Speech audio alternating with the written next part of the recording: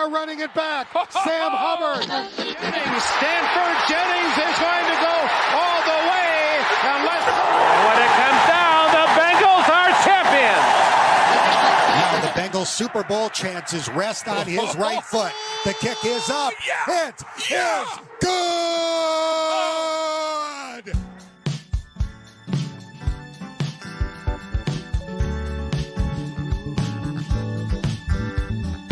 Today, Bengal fans, here we gather, talking football back for year 5. We're covering all things Food A Nation. We're glad you joined us here tonight. Special guests, past and present players. You never know who you might see. One thing that's for sure, it's all things Bengals. And it all goes back to charity. We at Talking Football want to thank you for joining us for the show tonight. By the fans, for the fans, until the very end. It's Talking Football with Bengal Jim and friends. It's Talking Football with Bengal Jim and friends. Welcome, everybody. It is cutdown day here in Cincinnati, and a lot of stuff to talk about. Here in a few minutes, we'll have Malik Wright come on with us, friend of the show. A lot of stuff to hit on tonight. The guys, I don't think there's any surprises today about cutdown day, but what are your thoughts, man? No surprises, I don't think. I think one thing we will talk about with Malik is the one spot where we held 5 players that maybe was a weakness in years past, maybe not so much a weakness this year with 5 roster players at that position. But hate to see some names go. You know, you got to remember this is, a paycheck for a lot of people. Some people that have been on the team the last couple of years not making it. And, NFL not for long is true. You know, some of these rookies' dreams were smashed today, although there is still a chance to get on a practice squad or something like that. But I don't think there was a lot of surprises per se, but we're probably 99% to our roster for week 1. Tom? Yeah, I was a little surprised about Jalen Davis. They've talked about him as being the 33rd best slot corner in the league. I think they've got the quality to succeeding, but I was a little surprised from that. Other than that, considering the injuries, I think it was very much as had been forecasted. James is walking on water, which is not something I expected to see. You don't cut a man that can walk on water. And that's certainly a clip for next year's highlight film, Jimmy. But no, other than that, I don't think any big surprises. I think we're going to talk with Malik about some positions they might be looking for on the waiver where they have not really brought anyone in the last several years. It's not been the way the Bengals have done it, but the right guy they may give a shot to, at least for a couple of weeks while guys heal up. Yep. And just a couple things we're going to hit on after we're done with Malik. We're going to hit on, actually might only hit on it now. If you have not picked up your Bengal Jim and Friends bottle of bourbon from Midway Cafe, make sure you have until Saturday, I think, to pick that up. And I know people have been going by every day, but just a reminder, if you haven't picked up your bourbon and you pre-ordered, make sure you go and pick up your bourbon. If not, James will be drinking it with a straw. He'll be killing that bourbon. Don't forget about the tailgate shirts, Tony the Tiger shirts, Bengal Jim and Friends tailgate shirt, tour shirt. I think people are loving the back of that shirt for the tailgate tour shirt this year. They're selling a ton of those damn shirts. We'll talk about tailgates home and away a little bit later. And might as well just say we got 12 days left but until the season, guys. But let's go ahead and announce next week's guest right now since we have a little bit of time here before Malik comes on. The only reason Craig tuned in was because of this. He looked at the wrong day, right? So next week, Kay Adams will be joining us, everybody. So she was devastated she couldn't make it to Jungle Jam. She had planned on being there. Something happened with her mom up in Chicago. She had to fly home pretty quickly. But she is going to be with us next Tuesday night at 8 o'clock. So it's going to be a lot of fun talking to Kay. She has some really fun stuff she wants to hit on with the fans as well. So good stuff there. Before we get Malik on, what else you want to dig into, James? We got the link there in the chat, bengalgym.com, if you would like one of those tailgate T-shirts for the Tiger, the year schedule, all that good stuff. And again, a diverse crowd as always. You see Canada, Pennsylvania, wherever else across the United States tuning in. So as always, we appreciate you doing that. And if you have questions for Malik, let us know. We might also try to sneak in a couple fantasy football questions for Malik. So if you have one of those ready, we got a lot of drafts this week. So do that. And while I'm thinking about it, we're not going to do the Fantasy Football League this year, but we are going to do the Eliminator Challenge, where basically you pick one team every week. You can't reuse them, and we're going to crown a winner after that. So the link's in the chat as well. 100% free to enter, bragging rights, and maybe a chance to lead a Bengal bomb toast at a tailgate at the end of the year for the winner. So just something fun to do. Lisa is double probably fisting with drinks, but also at the Sammy Hagar show at Riverbend. So thank you, Lisa. We will clock you in attendance for the show tonight. But I think she's watching the show from the Jumbotron at the Sammy Hagar at Riverbend. At Riverbend. But as always, appreciate it. We'll bring Malik on here in a second, and certainly a lot to talk about. Yes, Jim. If you have questions for Malik, put those in the chat. We will do our best to get those on. And I think this cutdown day, has it always been Tuesday? Is it traditionally a Sunday, Tom? Maybe you can fill us in on that. It's been Tuesdays some years. It's been Mondays some years, and like you said, it's been Sundays certain years. So depends on the year and what's going on in the NFL. It's a lot different now with this sort of bye week before the season starts.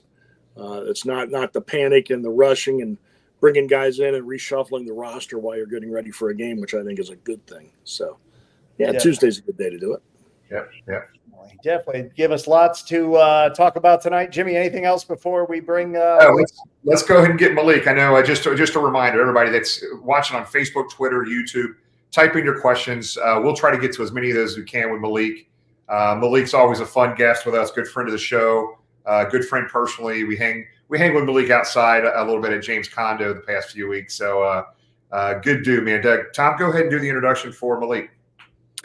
Well, since he's sort of burst on the scene covering the Bengals, he's been a tremendous friend to all of us and the show. If you're going to have a follow of people covering the Bengals, he is on the Mount Rushmore of follows. If you don't follow Malik, you're probably missing something. I mean, he's up there in the stratosphere with the Jeff Hobsons of the world. But so on this cutdown day, we are very fortunate and blessed to be able to welcome Malik into us. Malik, welcome to Bengal Gym and Friends. What's going on, guys? How we doing? What's up, Malik? What's up, buddy? We're just waiting for the star of the night to come on and talk football with us, and here he is. Relax, James. Don't put too much pressure on him. Let's go ahead and get it started, guys. Tom, you want to go kick us off, bud? Well, Malik, it's an easy one. A softball one, we were just beating around, but as you saw, at least for this moment, how the roster fell together. Any surprises for you, even a mild one? Yeah, there were two mild surprises for me. One was Jalen Davis. I really thought that he would find a way on this roster, especially knowing how highly this coaching staff thought of him, even giving him a 1-year extension. Obviously, with the emergence of the cornerback they just drafted, Josh Newton, I think that probably made the decision a little tough for them to move on from him. I was also a little shocked about Shaka Hayward. Shaka Hayward was a linebacker that really, really impressed. He really flashed. He was right up there with, I don't want to butcher his name, but Mameta. I really thought that there was a lot of positives that Shaka Hayward has showed, and I really hope to see that guy back on. I really hope to see that guy back on the practice squad to some capacity, because I do think he has a future in this league, and I think that if called upon, he really could, offer some really good snaps for you. Jimmy? Yeah, I guess I don't know. I'm just going to go to the tight end position, Malik. I guess I was a little shocked. I knew there'd be some tough decisions there to tight end position. 5 tight ends It loved all of them, right? I love all of them. It's kind of shocking you're carrying 5 tight ends. So explain that tight end situation. We probably had some special teams that some of these guys are playing that kind of makes it a little bit easier for this decision. But talk about these tight ends and your thoughts around keeping 5. I think when you look at it, Tanner Hudson made the job very difficult, right? This is a guy that when he was called upon last year, he really proved himself for this Bengals football team. And regardless of what people may think, I know when you had a tight end burst on the scene like the ones that the Lions had last year, I'm drawing a blank on his name right now, but Sam Laporta, yeah.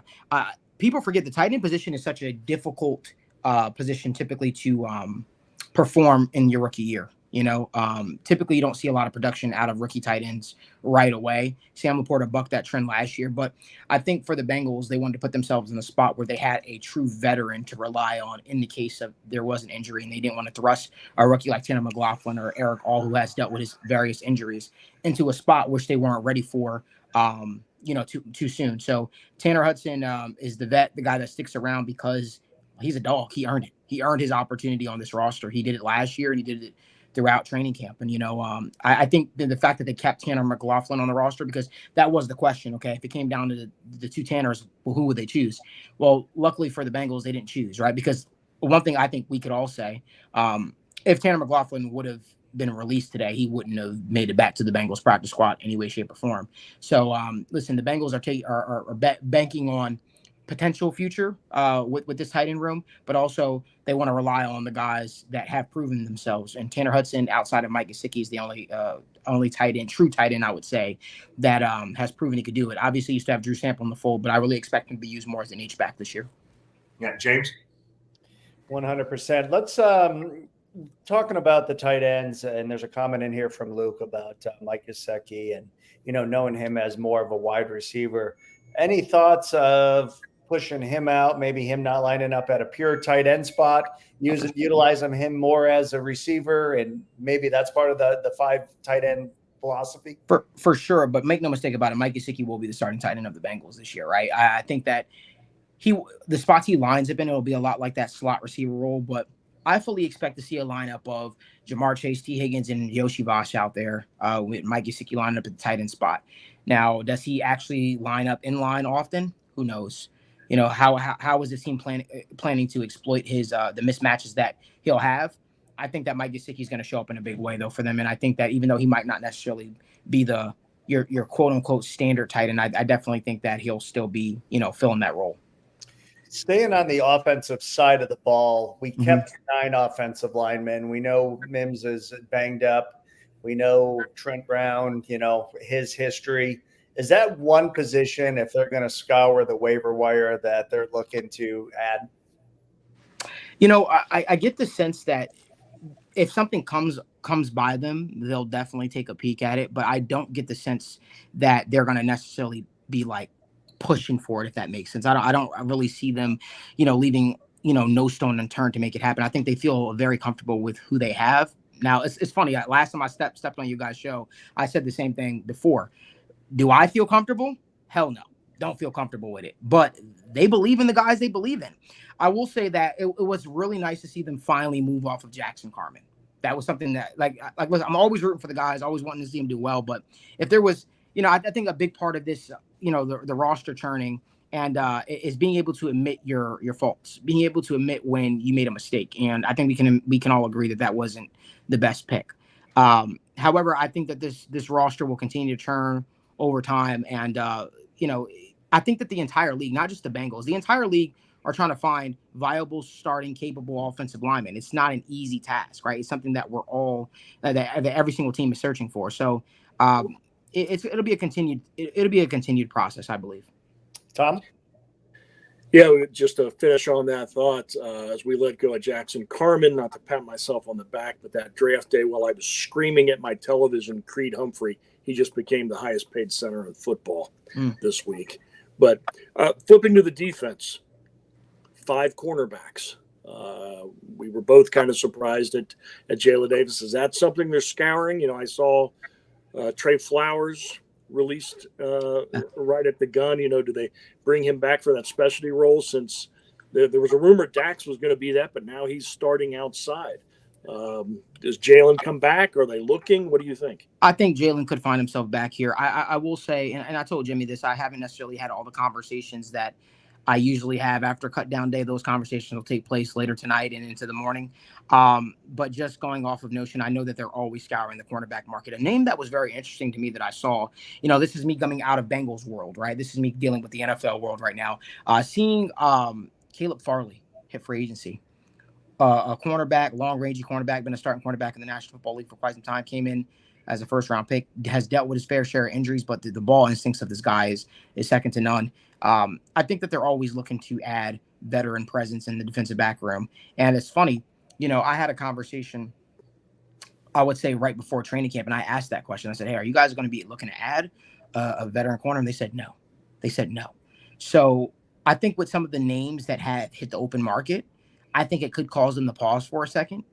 But again, it'll be a lot like with a lot of position groups. I think they feel good about where they're at. I think they really want to invest in these young guys that they've drafted, that they've developed. And I think they're really, really excited for the potential of a lot of these guys. Yeah.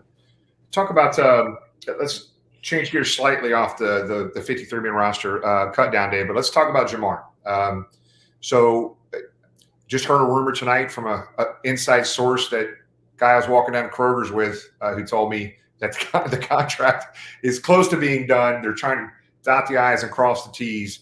But what are you hearing about Jamar? I mean, if you see him out there practicing, you hear Coach Taylor talking about he's going to be there game one. But what are you hearing that you're able to share with us about Jamar? If anything? Well, I can tell you that they were really waiting for the CeeDee Lamb thing to come down the pipeline, and it allows them to have a framework, so to speak, of what they want the contract to look like. From my what I heard early on in the process when it came to Jamar Chase was Jamar has an interest in entering free agency, not necessarily free agency, but the open market, seeing what he can potentially get on the open market twice before he's 30. So it's this time around, which is why he's trying to bargain for it right now. And then there's, if he does sign for a 3-year, 4-year deal, that'll take him to about 28, 29, if you will, because you figure he's got 2 more years left on his deal. If he were to sign a 3-year contract with the Bengals now, he would still be eligible for another contract extension.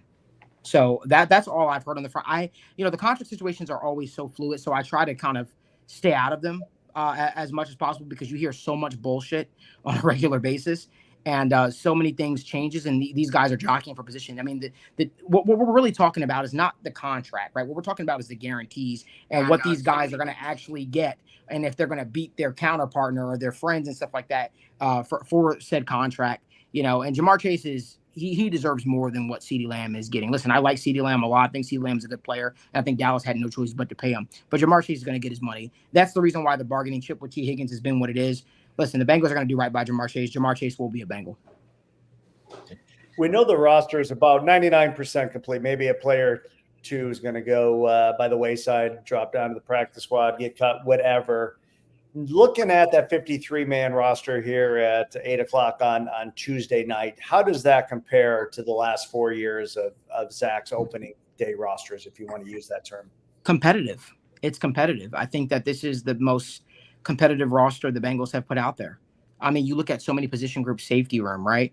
You look at the wide receiver room, you look at the tight end room, you look at, the defensive back room. There's so many things to choose from. And these are a lot of guys that in a lot of football teams, they'd probably be fighting for starting positions. And, I think the Bengals are fortunate to be in a spot where they have guys that they feel like, it helps bolster the roster. Is there spots where I feel like they can improve upon? The running back room, a little light because you don't have necessarily that true veteran presence that you're looking for. I mean, Zach Moss is Zach Moss. Of course, he is a veteran, but this is a guy, by all metrics, before last year, he hadn't done it consistently. And, you look at it, I definitely think the Bengals could add a body here and there to their running back room, to the defensive end room. But again, that's just me. That's just a guy talking with a hot mic. Who cares what I think, right? At the end of the day, it's all about what they think, and they feel very confident in the people that they have in this building. They have opportunities to try and get better, to try to bolster this roster. It'd be very, very interesting to see what they do in the coming days, even tomorrow. Tom? Malik, in reading you this past week, the one thing that has kept me up about this team since last year and through free agency, and it still has me concerned because I think this is a roster built to get to New Orleans and win it. I'm worried about defending the run. I'm worried about playing Pittsburgh twice. I'm worried about playing, the Ratbirds twice and the Lake Erie team twice. It's nothing against those guys. Sheldon Rankins is a respected veteran. BJ Hill is steady, but we're going up against top-level offensive lines and cow stud running backs. Do you think that becomes a problem, and do we have to get the lead every game to keep the other team from running the ball? It's going to be a fight with ourselves all year, in my opinion. Listen, I'm not. Y'all know me. If you watch my show, State of the Jungle, every Wednesday, I tell it like it is. People might not like it. People might want the cookie cutter BS. I'm not going to give it to you that way. The running game is an area of concern for me. I'm not going to act like Sheldon Rankins and BJ Hill are just some stout run defenders. That's not their game. But what I do think that they can offer enough to where it should not rear its. It shouldn't be like I don't see a team's going for 200 yards rushing on us. I still think that you feel good about your linebacking core. I still think you have Sam Hubbard, who's a very good run edge defender. I think you feel better about this team. I think the biggest thing with a Luan Arumo defense was the communication aspect, right? And as long as the communication on the back end, right, because it starts in the safety and his for the safeties with his defense, trickles down to linebackers, down to the defensive line. Everybody's got to do their job. And I think that communication was the biggest red flag for them last year. They feel as if they've done enough to correct those issues, so they don't feel like they'll have the same issues that they had last year. It remains to be seen, but I do think that there are going to be some tough games. There are going to be some tough games where teams are going to be like, we can run on them, and we're going to try to run down their throats, and we're going to try to make it a focal point. It's up to the Bengals to stop that. Interesting. So talk about the punting situation here a little bit. So we got Brad Robbins on an IR situation. We don't know how long that's going to be, but just your thoughts right now on that particular situation with the punting. He's shaking his head, Jimmy. So I think Ryan Rico is very fortunate that Brad Robbins is not healthy right now. Right. Because I think he would have been a part of the 53-man cut. He was brought in to do a job. He showed a lot of promise. That's why they moved on from Austin McNamara, because the consistency wasn't there. And then Brad Robbins goes down with an injury, and Ryan Rico gets the golden opportunity that most guys that are vying for a starting job in the National Football League look forward to. You get a chance to win the job, to cement yourself as the starter, as the guy, and you absolutely shit the bed. I think that Ryan Rico is the guy because Brad Robbins is out. Now, here's the bright side. Ryan Rico can go out there and absolutely do amazing things for the next 4 weeks. He'll have an opportunity to erase that bad memory from our heads. He'll have an opportunity to prove to the coaching staff that this could be his job. But guess what? He's got a lot of work to do to become the long-term punter here in Cincinnati for the rest of the season. So, Mike, I don't know why you're so upset about this, Malik. We're not going to punt the first 4 weeks anyhow, so we're good. I like that mentality. Slow starts have plagued the Bengals under the Zach era. Knowing, that could be a combo of injuries in the preseason, starters not playing in the preseason. I don't want to say we've gone injury free in the preseason, but we remain pretty healthy. We did see the O-line, the ones, and Joe Burrow play first preseason game, which we haven't seen in years past. Right. For what we've seen, not only from a health standpoint, but through training camp and actually seeing our ones and starters play, you think that's going to help us kind of get ahead of where we've been the last couple of years and not see that slow start that's been Zach's MO since he's been here? I hope so. It's like a bad curse. It's like Christmas. It's like I was about to say it's like Christmas. That's not bad to say, but it's like reoccurring happens, and like we just know it's going to be a thing. I'd like to think that with Joe Burrow having his first complete training camp, the Bengals come out fast and ready to go. I'm going to lean on the optimistic side versus the pessimistic side. I'd like to. But James, Jim, and Tom, if it don't happen this year, I'm just going to think that, hey man, that these guys are allergic to starting fast, man. Okay. This is the year. Tom? Well, one thing that is unique about this start is that, knock on wood, Joe Burrow is healthy. Nothing else to worry about other than him being ready to go, comfortable with things. And you brought up one thing earlier, Malik, that it's something I'm surprised hasn't gotten a bit more play over the preseason. That is, when camp started, we lost Tyler Boyd. Now, the wide receiver, historically, probably the deepest position group in the history of the franchise. Tyler Boyd, a top 10 wide receiver in the history of this team. We lose Tyler. God bless him, made some very big catches for us over the years. You had on the team Trent Irwin, who has Joe Burrow's trust and is a veteran and knows the offense. You had Charlie Jones, who was drafted last year, it looked like with the intention of succeeding Tyler Boyd. And then to start this camp, you had Yoshivas, who's a physical freak, mentally adjusts to everything. All we hear at the beginning of camp is Yoshivas is incredible. He's catching everything. He's going over guys. He's going under guys. He's blowing past. Then it seemed like we hit before he got hurt. Man, Charlie Jones has put on 5, 6, 7 pounds of muscle. He's just as quick, catching everything, got the moves. He's doing it. And then we get Irwin. Irwin's got Joe's trust. He's catching everything. He's blowing past guys. We haven't heard officially. And Yoshivas has been, I guess, in practice lining up outside with Jamar not there. Just like Ronnie just popped up. Who do you think our starting slot receiver is? And is it permanent? Malik hadn't paid his electric bill, so he just got went dark. Went dark. You know, there's a question in here about tight ends from Josh while Malik's getting his connection back. We did talk about that. Just to kind of recap, Josh, no way Tanner McLaughlin would have made it through waivers, would have been picked up. So, well, something else, define, Joshua, think about this. Define a tight end in the modern NFL.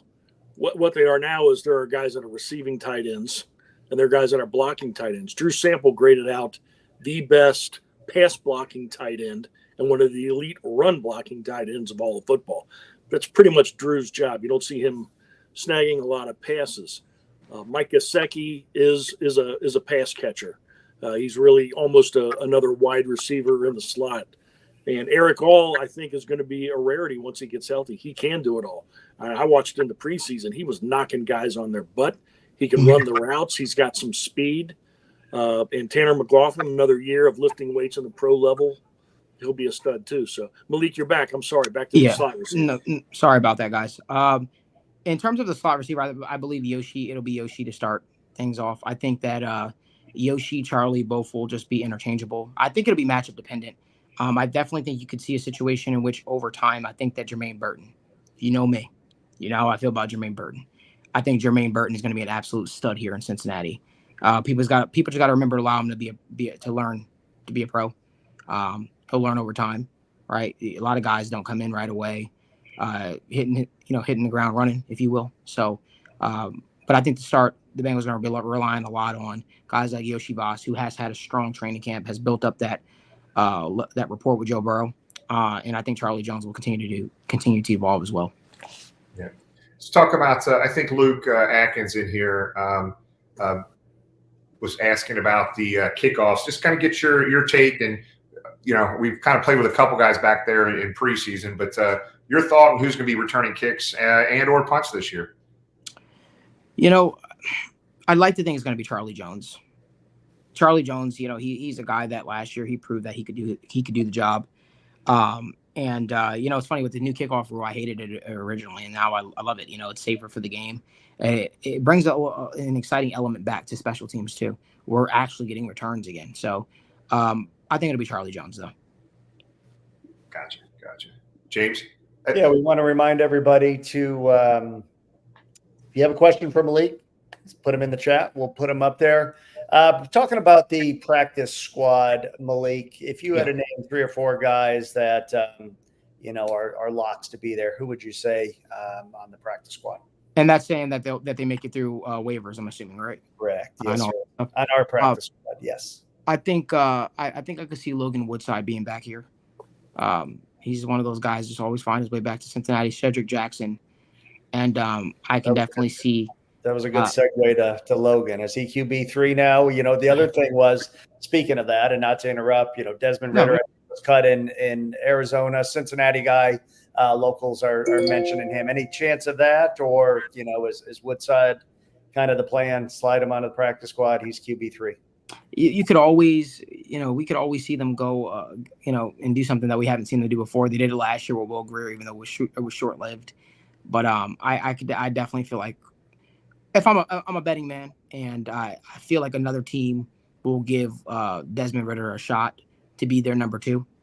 And I don't think that he'll have that same opportunity here in Cincinnati. And I think that even though he's very familiar with the area, and the city loves him for everything he did at UC. I just think that in the NFL, you got an opportunity to advance yourself in your playing career, whatever that looks like for him. I don't think that it's wise at this point in his short career to be a practice squad player for Cincinnati when he'll have other opportunities. A couple things to remember about him James, Malik, is that who helped recruit him to the University of Cincinnati. I'm assuming it's Zach Taylor. Zach Taylor. Mm-hmm. And, somebody's got to pretend to be Lamar Jackson twice this year, getting ready for So go ahead, James. I'm sorry. That's wishful thinking. You already talked about the running back room, how, if you had a question or concern, that could be possibly an area. Mm-hmm. 3 questions in a row here in the chat about the running back room from Jusrek, Samaje Perine. I don't know. Did he end up getting cut in Denver? I know that was rumored. Yeah. I think he got okay. And then with that said, if we're looking to add any names on the waiver wire that stood out to you. There's one name that's on the tip of my tongue, and it's not Samaje Perine. He's a fellow rookie. His name is George Holani. The Bengals coaching staff absolutely loved him. He's one of the first running backs they met with at the combine. They raved about him. He raved about them. He told me in confidant he thought he was going to end up in Cincinnati. I don't know what led to him not working out. He had a very strong preseason. I believe PFF rated him as their second best rookie running back behind Will Shipley, I believe it might have been, for preseason. I think George Holani has a bright future in this league. He's a bigger back. He's much more of the mold of a guy like Joe Mixon, but he is decisive, quick-footed, downhill runner, and the guy has all the cuts in the world, man. I think that guy's got a bright future in the league, and I hope he winds up in Cincinnati, because I think that with hard work, determination, I think he could really carve himself out a nice role here in Cincinnati. A lot of agreement with you in the chat, Jordan, Luke. I'll agree with you on that. Tom, do you have another question? Malik, as we approach that schedule, the NFL always looking to do us favors. 2 years in a row, Thursday night in Baltimore, 3 games in 10 days in December when they're tired, beat up, and fighting for a divisional crown. How important to you, or what part of the schedule do you think it's critical they do well in, and are they going to do better than 1-5 in the division? So I love that question. Here's what I'll say. I think you got to take care of business one game at a time. I'm looking at this season in 2-game increments to start. The most important game on that schedule, obviously every game is important, but the most important game on that schedule is week 2 to start things out against the Kansas City Chiefs. I think if you beat the Kansas City Chiefs, you literally control how this thing is going to look, how this thing could look. You're very fortunate. You're not playing the Kansas City Chiefs later in the season like we usually do, all right? You're playing them early, and you get the chance to really control this thing. So if Cincinnati gets off to a hot start, it's not just a simple, we went 2-0. No. You went 2-0, and one of those teams that you beat is the defending Super Bowl champions. And the team that has, for the last few years, really controlled the AFC. I think it's huge. So forgive me, Tom. I'm not trying to disregard your question. I just think that it's in the team's best interest to really just focus on these 2 games, because I think you can I'll keep saying it. You can't worry about cutting your neighbor's grass until you cut your own, right? And, I think that the Bengals have a chance right now to do something special, start fast, and not just start fast, for their own sake, for their own confidence, but to really punch the Chiefs in the mouth and show them, hey, listen, the rest of these teams might not have been able to beat you guys, but remember who was, had a lot of success against you guys. It's been us.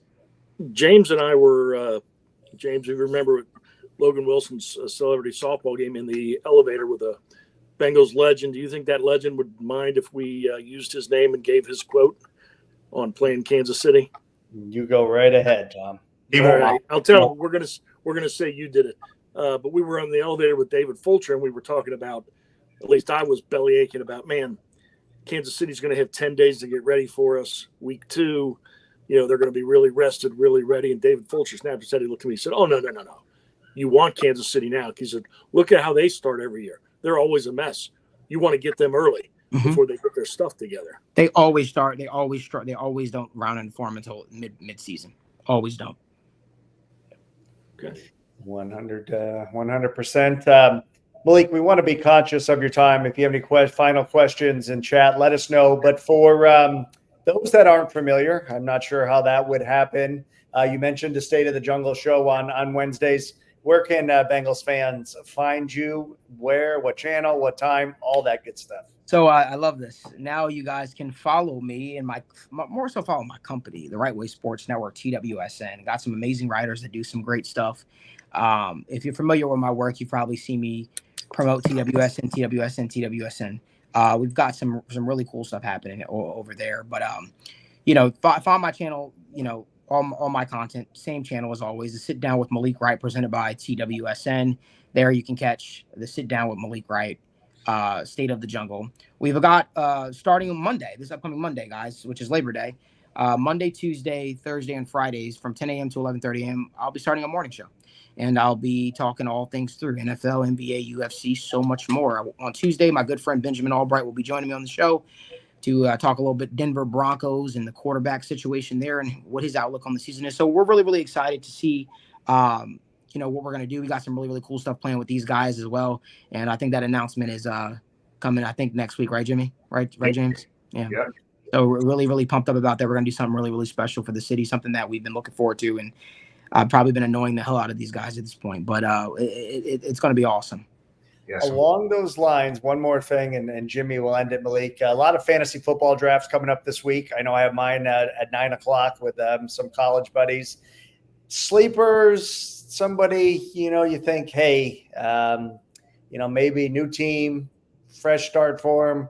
Who would you say could be any position, quarterback, wide receiver, running back? Who do you think is going to have a big year? And the one thing you didn't mention, you also do the betting stuff. So that this kind of ties into that in a roundabout way. Who are you looking forward to have a big year on the fantasy side of things? So I'll start with the betting thing really quickly. If there's 2 betting props that I absolutely love, take Joe Burrows over in yards, take Joe Burrows over on touchdown passes. The books have been very disrespectful to it because they don't know what to expect with him coming off of the wrist injury. Joe Burrow is going to be in for a huge year. Also, if you could find Mike Gesicki's props anywhere, his yardage or his touchdowns, you find it and you smash it.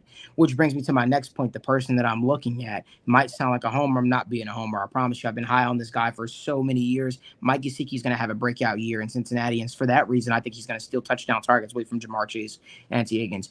I believe Mike Gesicki is going to put together one of the better seasons from a tight end position we've seen since Tyler Eifert here in Cincinnati.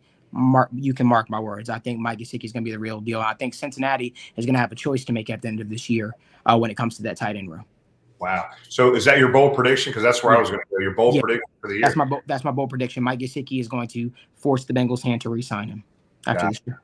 So the show's tomorrow night. So he'll be obviously he'll be digging, talking to a lot of people. Probably have some more information for you on his show tomorrow evening. So make sure you catch Malik. Daniel, will Daniel be with you? Marissa and Daniel's coming back on Sunday. I haven't seen Daniel in 4 months, guys. So okay, all right. But Marissa, who else is on the crew, man? Name I think I know who they all are. So but it's me, Daniel, Marissa, Logan Fulmer. You got Evan McPhillips, and you got our YouTube manager, Jimmy Dutton. So we're just excited. All good folks, man. Well, hey Malik, we appreciate you, man. Thanks for taking time with us, man. We'll all be watching tomorrow night, buddy. Appreciate you guys. I'll see you guys soon. Okay. Thanks, man. Appreciate you. Bye. All right, Jimmy, we didn't even talk about the change of scenery. You're not locked in the basement tonight. You're in the jungle room upstairs. Elvis has a jungle room and Jimmy has a jungle room. Yeah, the basement is such a disaster down there. I don't like clutter, so I can spread out here. And I felt Trisha gave me the okay to come up here. She's on the treadmill downstairs now, so I'm good. So yes. Clutter. Wait till the grandkids start coming over. Yep.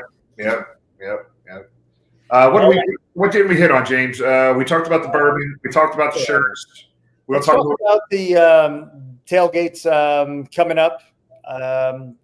We get so many DMs from out of towners that come in. Hey, this is my first Bengal game. What do I need to do? Looking forward to seeing everybody. Located same spot for the last 5 years now, southeast corner. Right. Lottie and at Paycor, 100% free to attend the home tailgates. If you enjoy the food and drink, there is donation buckets, and that actually is a perfect segue. Pro Kids, sorry for the blurry graphic, will be the first charity for week 1 at the tailgate on, September 8th? I get those dates mixed up. September 8th. So thanks for Tony. Tony actually went through, did a whole list of charities for the year. Pro Kids will be doing that. We'll also be featuring them on the shows every week. So you guys and gals know that are tuning in, or if you want to make a donation, you can certainly do that. I'm going to pop up this graphic real quick. As we know, week 2, we just talked about it with Malik. Kansas City, there's going to be a 21 and up party at Harrah's Casino. Tickets are available for that on our social media channels. So look for that. Charlotte is shaping up to be huge, just huge. We have a private lot. We have a Saturday bar takeover. If you haven't gotten your tickets for Charlotte yet, we invite you to do so before those sell out. And Nashville, a little further off in December. Also, a lot of questions about, hey, what are we doing for Dallas? What are we doing for LA, New York? A lot of those. Stay tuned. Certainly probably not on the grandiose scale that we'll be doing in Charlotte and in Nashville, but there could be some smaller things that we do. But as always, stay tuned to social media for that. Did I forget anything, Jimmy? No, just a brief comment about home tailgates. Man, I'll tell you, the preseason games we had, I bet half the people down at the preseason tailgates, which weren't a tailgate, we're just down there hanging out, were kind of new. They've been wanting to come down for a long time. They're going to be hanging out with us pregame at the tailgates during regular season. We will be announcing this upcoming week more details, what's going on. We literally have every one of our partners coming back from last year. We got some surprise announcements about 16 Lots and some other partners that will be joining us. Some 16 Lots and maybe some other breweries that join us, as well as some new partners we'll be announcing here very soon. So we're very excited about the season, which I might as well just go and say this now. We will have a wedding, an actual wedding from one of the members of our tailgate family at the tailgate opening day. So Tony has been asked to be the officiant. He has literally got online. He's certified to marry you. If you want to get married, Tony can marry you. Jamie, we haven't announced this yet. You're hearing it first. 8:43 on Tuesday night. Jamie will be the altar boy that night for that day for the ceremony. So breaking news here. Tom, anything you want to add to that wedding? I think I did. Then you kind of knocked the wind out of me with Jamie as the altar boy. So, if Jamie walked in a church to be an altar boy, the angels on the walls would start to weep. So I don't. No. Congratulations to the happy couple, and hopefully they can follow the I do's with 3.5 hours of who days and a victory. Yeah. So a lot more announcements to come. We have every one of our partners returning. We have some new partners that are coming on. We could have added dozens more partners. We only have so much room. We have the park. The park partnership is happening yet again. They had such a great time there. The park really enjoyed the things that we did in the park last year. So some fun, exciting, new stuff as usual. We'll be making those announcements here within the next week or so. Just stay tuned for those announcements. So, of course, Cookie Girls met him. Yep, and she's right. Tony's going to be marrying him. So very cool. The link to Pro Kids is in the chat if you want to learn more about that charity. We'll talk about them a little bit more next week. I agree. We're going to have Pro Kids on, I think, for a little bit next week too. So will the bride be wearing orange? I don't know. I didn't ask that question. Okay. So, James, go ahead and close it out, brother. don't think anybody else has any other questions. And there are a lot of stuff. Just stay tuned on social media. There'll be a lot of announcements coming up here. But those away tailgates, guys, I'm telling you, especially that Charlotte one, you might want to grab a ticket sooner than later because that thing is going to sell out. That's going to be a really big crowd at that Charlotte tailgate. The lot is big. It's real close to the stadium. We wanted to make sure we had something convenient for the fans for the Charlotte and Nashville game. So it's going to be a lot of fun. Along those lines, a question, especially for newbies, is there parking at the tailgate in Charlotte? There is not. So plenty of lots around where we're going to be tailgating. So you can do that if you're going to Uber down. We'll get you the exact address to that.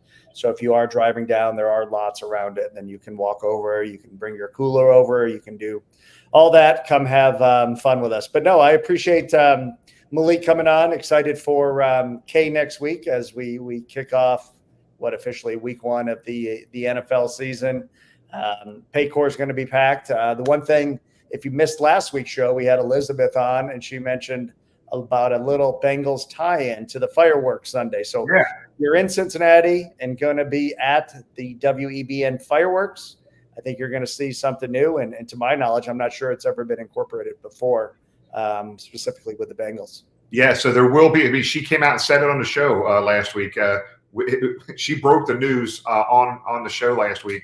So basically, they're collaborating with iHeartRadio, WEBN. They are going to do a drone show, and it's going to tie in Open and Orange. So that's going to be fun. Our bride is here, and we have that's Kane. He's not the bride. He will be in North Carolina, but Asia is here. I will not be in orange, but we'll have some orange on. There you go.